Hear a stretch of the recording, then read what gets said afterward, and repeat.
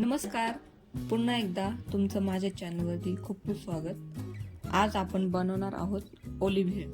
संध्याकाळची मुलांना भूक लागली किंवा इन्स्टंट असं काहीतरी बनवायचं असेल ना, तर बेस्ट ऑप्शन आहे ओली भेळ. बाहेरच्या स्टॉलवर मिळणारी ओली भेळ खायला खूप छान लागते, पण ती कधी कधी महाग मिळते आणि त्याचबरोबर स्वच्छतेचा सुद्धा प्रश्न येतो.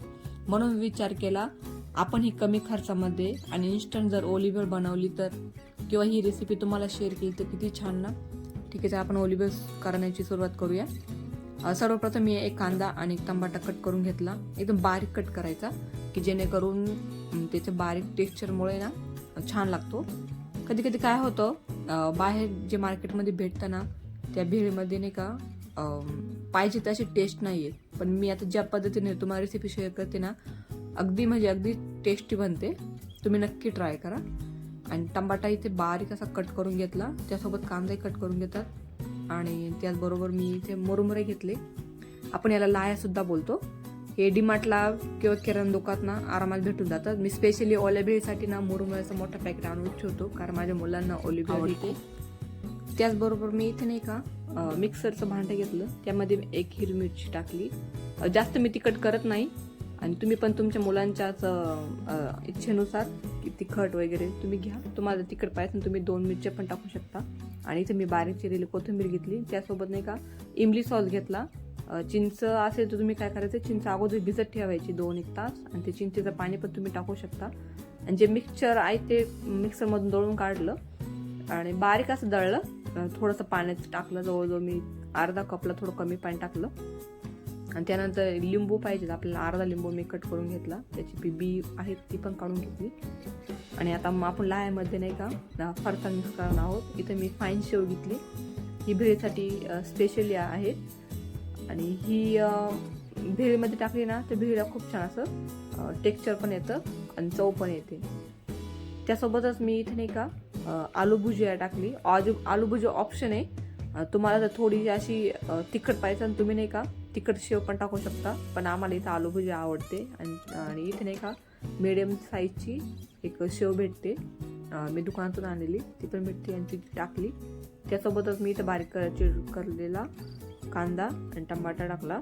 आणि आता आपण हे सगळं मिक्सचर आहेत ना, याच्यामध्ये नाही का एक लिंबू टाकणार आहोत, अर्धा कट केलेला. जास्त नाही टाकायचा, कारण ऑलरेडी आलू भुजिया थोडी आंबट होती. आणि तुमची जास्त क्वांटिटी असेल तर तुम्ही एक लिंबू पण टाकू शकता. आणि त्यानंतर चवीनुसार इथे मीठ टाकून आपण याला छानपैकी असं मिक्स करायचं.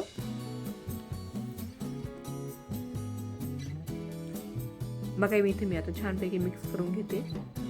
आणि त्यामध्ये आता मी नाही का काय करणार आहे, जे मी मिक्सरमधून काढलेले मिक्सचर आहेत ना ते मी त्याच्यामध्ये टाकणार आहे. आणि जास्त पाणी नाही टाकायचं, लक्षात ठेवायचं. जर जास्त पाणी टाकलं ना काय होतं, भेळीसाठी जे लागणार आहेत ना पाण्याचं टेक्स्चर ते जास्त होतं, होऊन जाते ओली भेळ नंतर.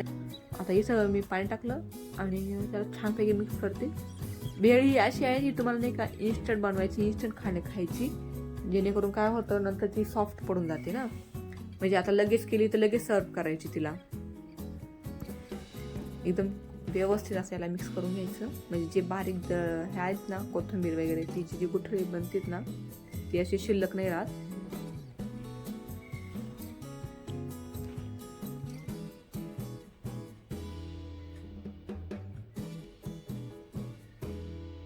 अशी भेळ नाही का खूप म्हणजे खूप इन्स्टंट आहे. तुम्ही एकदम कमी साहित्यामध्ये सुद्धा बनवू शकता.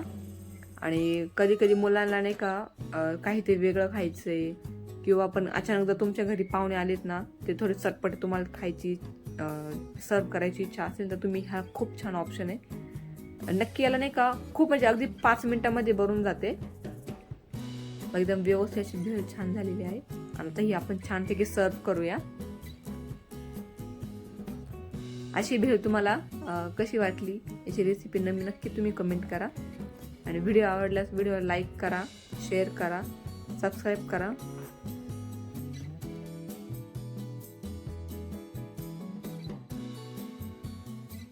पुन्हा भेटूया नव्या एखाद्या रेसिपी सोबत, ब्लॉग सोबत. जर तुम्हाला असे व्हिडिओ आवडत असतील तर व्हिडिओसाठी नक्की कमेंट करा. थँक्यू.